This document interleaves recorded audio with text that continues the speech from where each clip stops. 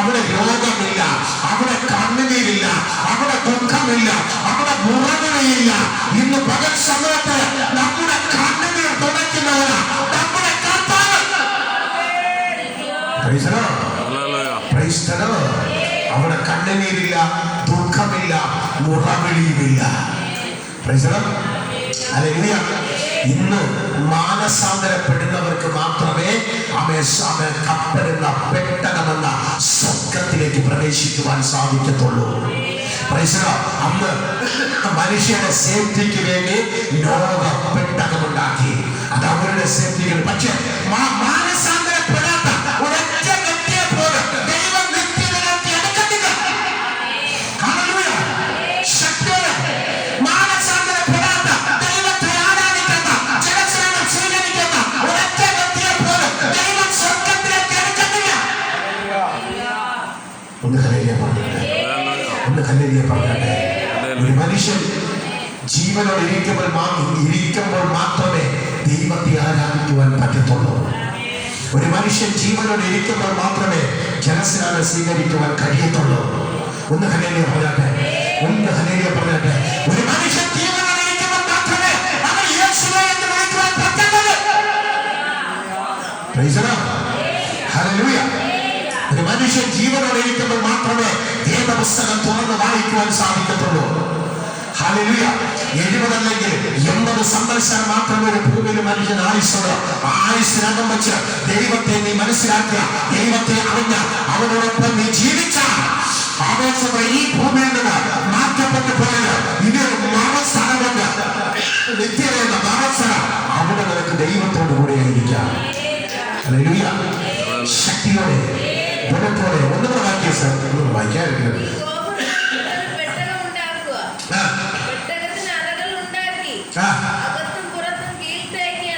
പെട്ടകത്തിന് അറകൾ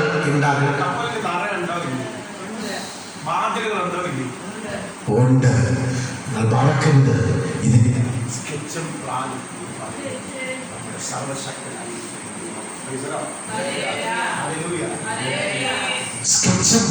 എന്ന് പറയുന്നത് നമ്മുടെ കർത്താവ്. മറക്കരുത്. ഹല്ലേലൂയ. ദൈവം മനുഷ്യന്റെ ബുദ്ധിമണ്ഡലത്തിനകത്ത് പ്രവർത്തിക്കും. ദൈവം മനുഷ്യന് ചില നിർമ്മിക്കുവാനുള്ള കാഴ്ചപ്പാടുകൾ അത് ദൈവത്തിന്റെ പരിശുദ്ധാത്മാവ് കൊടുക്കുന്നത്. ഇതെല്ലാം ലോകത്തിൽ വരുവാൻ വേണ്ടിയുള്ളതാ. ഹല്ലേലൂയ. ഇതെല്ലാം ലോകത്തിൽ വരുവാൻ വേണ്ടി ഉള്ളതായതുകൊണ്ട് തന്നെ സ്വർഗ്ഗത്തിലെ ദൈവം ഒരു മനുഷ്യന്റെ ബുദ്ധിമണ്ഡലത്തിൽ പ്രവർത്തിച്ച് അവരുടെ കാഴ്ചപ്പാടുകളെ കൊടുക്കുവാനായി തീരപ്പെടും. മറക്കരുത്.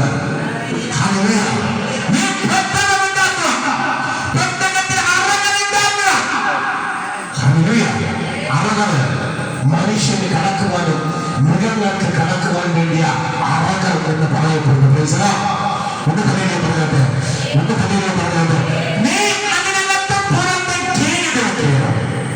കീഴ് തേക്കുന്നത് സേഫ്റ്റിക്ക് വേണ്ടിയാണ്.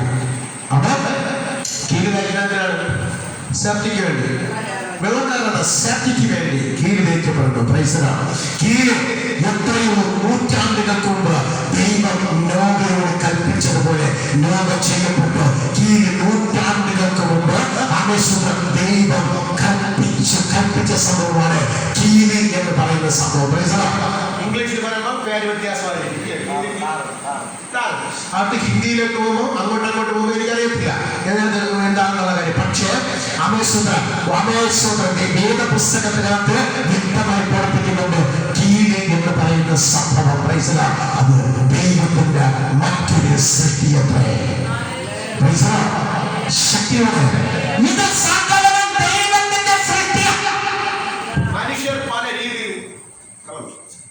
മനുഷ്യർ പല രീതിയിൽ ഒരുപക്ഷെ പറയപ്പെടും.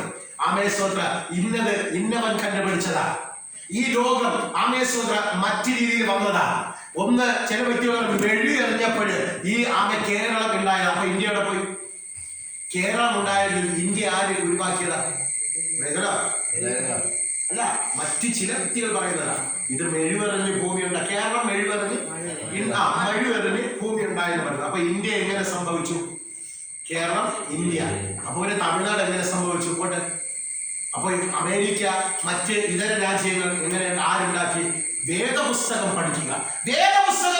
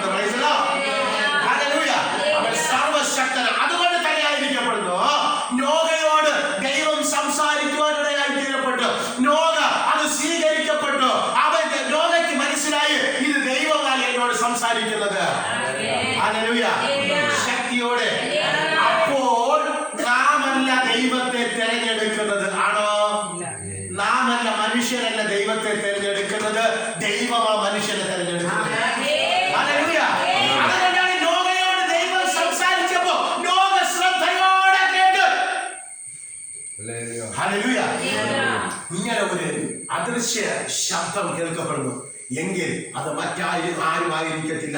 എവിടെയോ നമ്മെ നിർമ്മിച്ച ഒരു ദൈവം ഉണ്ട് എന്നുള്ള കാര്യം നോഹയ്ക്ക് വ്യക്തമായിട്ട് മനസ്സിലായി. ശക്തിയോടെ.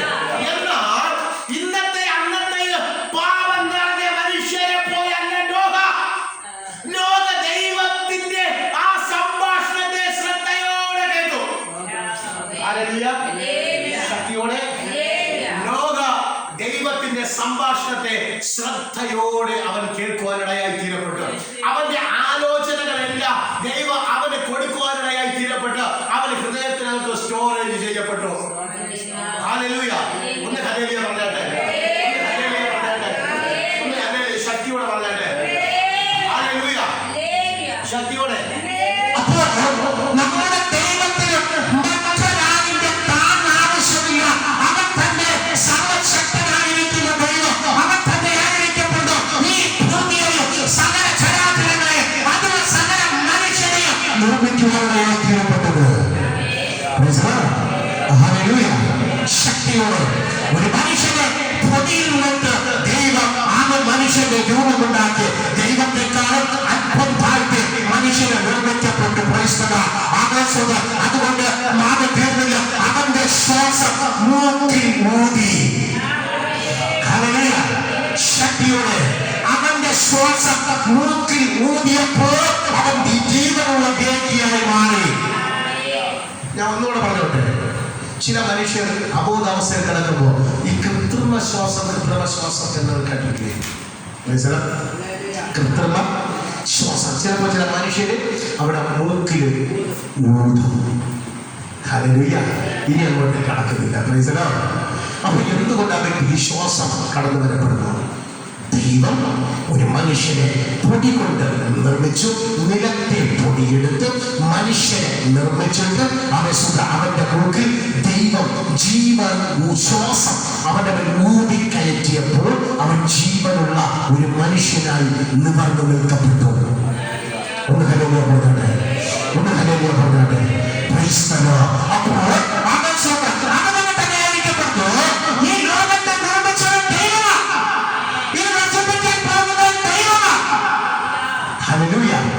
അവൻ സൃഷ്ടിച്ചപ്പോൾ ആരും എന്തെന്ന് കേൾക്കാനില്ലായിരുന്നു. അവൻ നശിപ്പിക്കുവാൻ പോകുമ്പോൾ ആരും അവന്റെ അടുത്ത് ചോദിക്കുവാൻ ഇല്ല. അതുകൊണ്ട് അവൻ സർവശക്തൻ എന്ന് വിളിക്കുന്നത്. അവൻ സർവവ്യാപിയായ ദൈവം ആയിരിക്കപ്പെടും നമ്മുടെ കർത്താവ്. ഹല്ലേലൂയ. ബാക്കി വായിക്കാം സർ.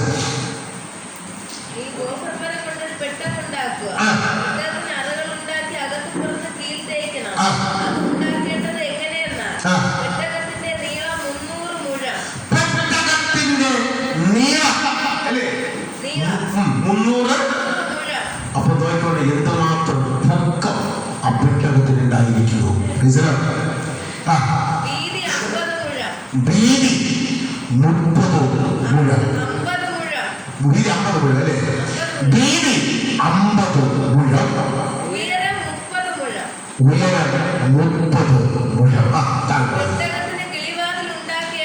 പെട്ടകത്തിന് കിളിവാതിലുകൾ ഉണ്ടാക്കണം. ഇന്ന് കപ്പലിൽ ചെറിയ ചെറിയ വാതിലുകൾ, കിളിവാതിലുകൾ, ചെറിയ ചെറിയ വാതിലുകൾ അതിനകത്ത് ഞാൻ കയറിയിട്ടില്ല. Praise the Lord. ഇതെല്ലാം ദൈവത്തിന്റെ സൃഷ്ടിയാണ്.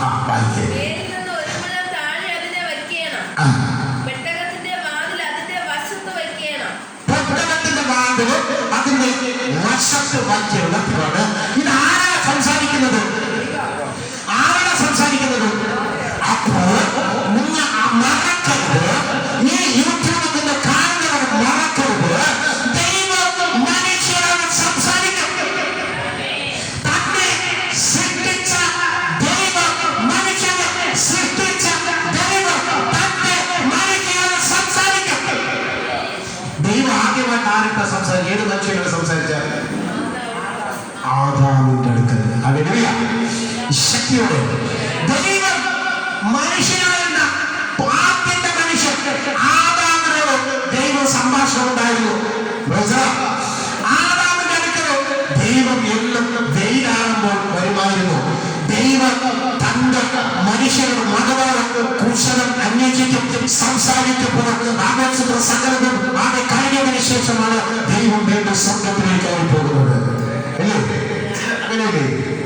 ദൈവം ഒരു ആത്മാവായിട്ടല്ല, അവൻ ദൈവമായിട്ട് തന്നെയായിരിക്കും. ഒരു മനുഷ്യൻ അല്ലെങ്കിൽ ഒരു മനുഷ്യന്റെ രൂപത്തിൽ തന്നെയായിരിക്കപ്പെടുന്നു. ദൈവം അന്ന് ഭൂമിയിൽ ആദാമിന്റെ അടുക്കൽ ഇറങ്ങി വന്നത്. ഹല്ലേലൂയ. ശക്തിയോടെ അവർ തമ്മിൽ സംസാരിക്കുമായിരുന്നു. ആദ്യത്തെ മനുഷ്യൻ. രണ്ടാമത് നോഹയോട് ദൈവം സംസാരിച്ചു. ഹല്ലേലൂയ.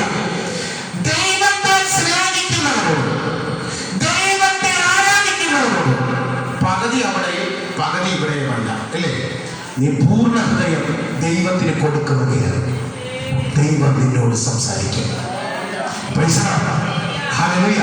നിന്റെ ഹൃദയത്തോട് ദൈവം ഇടപെടും. ഇവിടെ എന്തൊക്കെ ചെയ്യണമെന്ന്, നീ എത്ര മാത്രമേ കപ്പൽ നിർമ്മിക്കണമെന്ന് ദൈവം നോഹയ്ക്ക് അവൻ സകല കാര്യാദികളും വെളിപ്പെടുത്തുകയാണ്.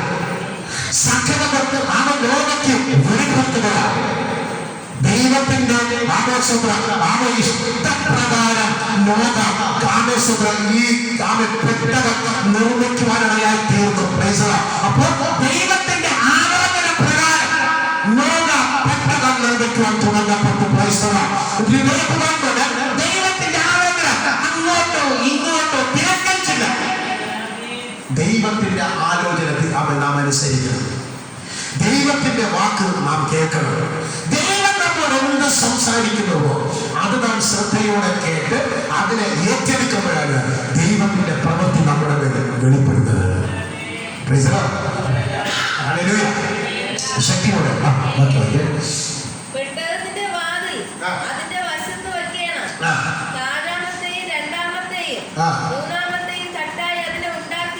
അപ്പൊ എത്ര നാട്ടിലുള്ള മൊത്തം?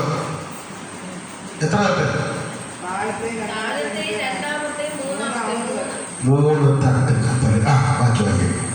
ആകാശത്തിന് കീഴിൽ നിന്ന് ജീവശ്വാസമുള്ള സർവ്വജഡത്തെയും നശിപ്പിപ്പാൻ ഞാൻ ഭൂമിയിൽ ഒരു ജലപ്രളയം വരുത്തും. അപ്പോൾ ആകാശത്തിന്റെ കീഴിലുള്ള സകലത്തിനെയും നശിപ്പിക്കുവാൻ ഞാൻ ഈ ഭൂമിയിൽ ഒരു ജലപ്രളയം വരുത്തും.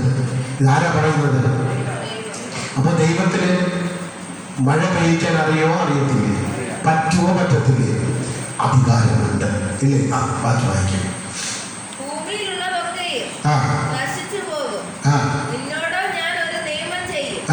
നീ നിന്റെ പുത്രന്മാരും ഭാര്യയും പുത്രന്മാരുടെ ഭാര്യമാരും പെട്ടകത്തിൽ കിടക്കണം. അപ്പൊ നോക്കാണ്, നിങ്ങൾ മാത്രം, നീയും നിന്റെ ഭാര്യയും നിന്റെ മക്കളും നിന്റെ മരുമക്കളും മാത്രം ഈ പെട്ടകത്തിൽ കടക്കണം. ഹല്ലേലൂയ. അപ്പോൾ മറ്റാരും അതിനകത്ത് കയറാൻ അർഹരല്ല. അവൻ അതിനെ നിയോഗിച്ചിട്ട്, പക്ഷെ ദൈവം പക്ഷെ അവനെ വിളിച്ചിട്ടുണ്ടാവാം. ഒരു കാരണവശാൽ ദൈവം ആരെയും വിളിക്കാതെ അവനെ നശിപ്പിക്കത്തില്ല. ദൈവം അവനെ വിളിച്ചു, പക്ഷെ അവൻ വിളിക്കേട്ടില്ല.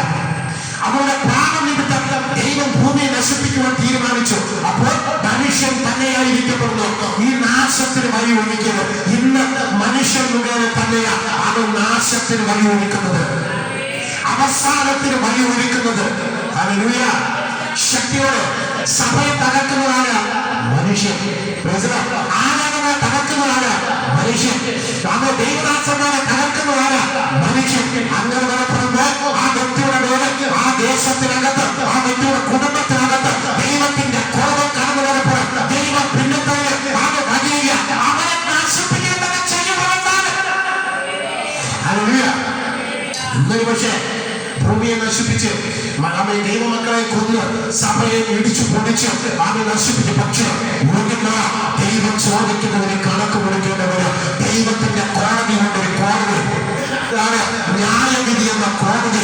ആ കോടതിയിൽ വന്ന് ദൈവം ചോദിക്കുന്നതിന്, യേശു ചോദിക്കുന്നതിന് ഏതൊരു വ്യക്തിയും മറുപടി കൊടുക്കേണ്ട വരപ്പ് എന്ന് പകൽ സമയത്ത് അതിന് മുന്നോടിയായിട്ട് ദൈവം നിന്നെ വിളിക്കുന്നത്, നീ മാനസാന്തരപ്പെട്. നീ മാനസാന്തരപ്പെട്. സകല ജീവികളിൽ നിന്നും സർവ്വജഡത്തിൽ നിന്നും തന്നെ ഈ രണ്ടിനെ നിന്നോട് കൂടെ ജീവരക്ഷയ്ക്കായിട്ട് പെട്ടകത്തിൽ കയറ്റേണ്ടത്. അപ്പൊ ജീവരക്ഷയ്ക്കായിട്ട് ദൈവത്തിന് ഇനി ആമേശ്വര നശിപ്പിച്ചാലും ഇനി ഇതിനകത്ത് ആമേശ്വര എന്താ പറയുക, ഒരു നാശം ഇല്ലെന്നുണ്ടെങ്കിൽ മൊത്തത്തിലല്ല ദൈവം നശിപ്പിക്കുന്നത്. ജനത്തിനെ മാറ്റി നിർത്തിയിട്ടാണ് ദൈവത്തെ. ഒന്ന് മനുഷ്യർ, അവർ 8 പേരുണ്ടായിരുന്ന 2 മൃഗങ്ങൾ ആമേശ്വര ഇലജാതികള് അവൻ നല്ലതും തീയതുമായിട്ടുള്ള എല്ലാത്തിനെയും ആമേശ്വരനെ അവൻ ഈരം തീരായിട്ട് ഒരു ജോഡിക്ക് മാത്രമേ നീ പെട്ടകത്തിനകത്ത് കടക്കാവൂ. ഹല്ലേലൂയ. ശക്തിയോടെ ഈ ആന എവിടെ കിടക്കുന്നതാണ്? അതിനകത്ത് കയറി. ആന എവിടെയാ വസിക്കുന്നത്?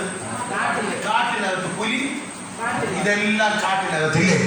ഇതെല്ലാം കാട്ടിനകത്ത്. ബാക്കി വായിക്കാൻ സാർ ഓർമ്മയിരിക്കുന്നു. ഭൂമിയിലെ അതേതരം ഇഴജാതികളിൽ നിന്നൊക്കെ ഈ രണ്ട് ജീവരക്ഷയ്ക്കായിട്ട് നിന്റെ അടുക്കൽ വരേണം. നീയോ സകല ഭക്ഷണ സാധനങ്ങളിൽ നിന്നും വേണ്ടുന്നത് എടുത്ത് അവർക്ക് ആവശ്യം, മൃഗങ്ങൾക്ക് ആവശ്യമായിട്ടുള്ളതെല്ലാം നിങ്ങൾ അവരെ ശേഖരിച്ചു കൊള്ളണം. നിനക്കും അവയ്ക്കും ആഹാരമായിരിക്കണം. ദൈവം തന്നോട് കൽപ്പിച്ചതൊക്കെ ഈ നോഹ ചെയ്തു. ദൈവം തന്നോട് കൽപ്പിച്ചതെല്ലാം ദൈവത്തിന്റെ പദ്ധതി പ്രകാരം തന്നെ അവൻ നോഹ ചെയ്യപ്പെട്ടു. അപ്പോൾ ദൈവം ആഗ്രഹത്തിന്റെ മനുഷ്യനായ നാം ദൈവം പറയുന്ന സകലം അനുസരിക്കേണ്ട ആളാണ്. ദൈവം പറഞ്ഞു ഇവിടെ വാ എന്ന് പറഞ്ഞാൽ നീ ഇവിടെ വരണം. ഒരു വ്യക്തിയോട് നീ യേശുവിനെ കുറിച്ച് പറയാൻ പറഞ്ഞാൽ ഈ ആ വ്യക്തിയോട് യേശുവിനെ കുറിച്ച് പറയണം. നിർത്താൻ പോകുന്നു. അങ്ങനെ തന്നെ അവൻ ചെയ്തു. അനന്തരം യഹോവ നോഹയോട് കൽപ്പിച്ചതെന്തെന്നാൽ നീയും സർവ്വ കുടുംബവുമായി പെട്ടകത്തിൽ കിടക്കാം. അപ്പൊ നീയും നിന്റെ സർവ്വ കുടുംബം പറഞ്ഞാൽ ആ പാല് 8 പേര് മാത്രമേ ഉള്ളൂ. ഈ 8 പേര് പെട്ടകത്തിൽ കിടക്കുക. ഞാൻ നിന്നെ ഈ തലമുറയിൽ എന്റെ മുമ്പാകെ നീതിമാനായി കണ്ടിരിക്കുന്നു. അപ്പൊ നോക്കിക്കോട്ടെ, ഈ തലമുറയിൽ ദൈവസന്നിധിയിൽ അവൻ നോഹ തിരഞ്ഞെടുത്തത് എന്ത് മുഖേനാണ്? നീതിമാനാണ് ഇല്ലേ? അവൻ നീതി പ്രവൃത്തി ചെയ്യുന്നവനായിരുന്നു. അവൻ ദൈവഹിതമുള്ളവനായതുകൊണ്ട് അവന്റെ ഹൃദയത്തിൽ ഇടപെടുന്നത് കൊണ്ട് ആ ദൈവ സാന്നിധ്യം അവന്റെ ഉള്ളിനകത്തുള്ളത് കൊണ്ട് അവൻ ദൈവത്തിൽ നിലനിർത്തി അവൻ നീതി പ്രവർത്തിക്കുവാനിടയായി തീരപ്പെട്ടു. നീതി ചെയ്യുന്നവരെ മാത്രമേ ദൈവം അംഗീകരിക്കത്തുള്ളൂ. ഇന്ന് അനീതി, വെട്ട്, കുത്ത്, കൊള്ള, കൊള്ളിവെപ്പ്, മോഷണം, പിടിച്ചു പറയും, ബലാത്സംഗം, ഇതൊക്കെയാണ് ഇന്ന് ലോകത്തിൽ നടക്കുന്നത്. അവരെ അല്ല ദൈവം അംഗീകരിക്കുന്നത്. അവൻ നീതിമാനായതുകൊണ്ട് ദൈവം അവൻ അംഗീകരിച്ചു. ഹല്ലേലൂയ. ശക്തിയോടെ അവൻ നീതിമാനായതുകൊണ്ട് ദൈവം അവന് വലിയൊരു അപകടത്തിനകത്തുനിന്ന് അവനെയും അവന്റെ കുടുംബത്തെയും ദൈവം രക്ഷിക്കുവാനിടയായി തീരപ്പെട്ടു. അവനെ ദൈവം തിരഞ്ഞെടുത്തതാണ്. അവയൊക്കെ ദൈവം തിരഞ്ഞെടുത്തതാ ഇല്ലേ? പിതാവ് ആകർഷിക്കാതെ ആരും പുത്രന്റെ സന്നിധിയിലേക്ക് കടന്നു വരുന്നില്ല.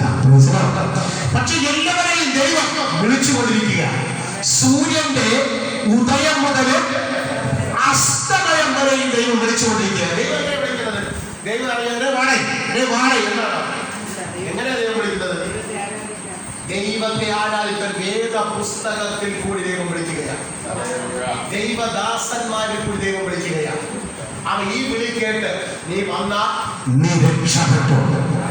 ഈ വിളി കേട്ട് നീ ദൈവസന്നിധിയിലേക്ക് കടന്നു വന്നാ ദൈവം നിനക്കായി സൃഷ്ടിക്കപ്പെട്ട പെട്ടകമുണ്ട്. സ്വർഗ്ഗമെന്ന പെട്ടകം അതിനകത്ത് കിടന്ന് കിടക്കാം. ഇല്ല എങ്കിൽ വലിയൊരു അപകടം നിന്നെ കാത്തിരിപ്പുണ്ട്. അത് ആമേശ്വര നരകമുള്ള വലിയൊരു പ്രതിസന്ധിയ. അതിനകത്ത് വീണുപോയ പിന്നെ കരകയറി വരാൻ പറ്റത്തില്ല. ആർക്കും അവൻ തിരിച്ചു കൊണ്ടുവരാൻ കഴിയത്തില്ല.